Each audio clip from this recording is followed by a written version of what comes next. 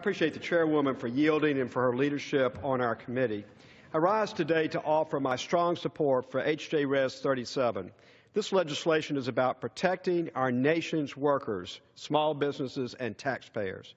As a former labor and employment attorney, I have seen the maze that businesses must jump through in order to become a federal contractor. Well, this rule would only make things that much harder for them.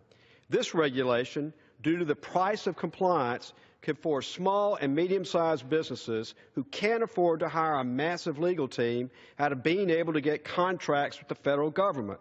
This rule will add subjectivity to the federal procurement process and deprive contractors of due process rights. As an attorney, I take that threat very seriously.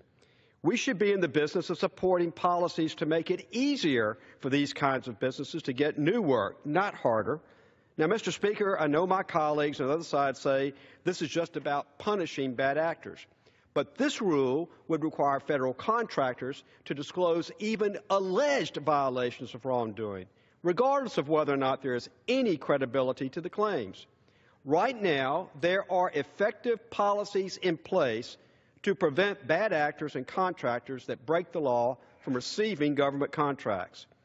This could be especially damaging for employers that are the target of union organizing campaigns, or in a situation where a competitor files a claim in an effort to gain a competitive advantage.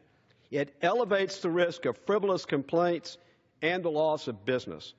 Instead of muddying the water and making it harder for our nation's small and medium-sized businesses, let's use the current framework, not a new burdensome regulation, to enforce the law and hold any bad actors accountable. I hope my colleagues will join me in supporting this resolution to block an overreaching and counterproductive rule, and I yield back. Gentleman from Virginia.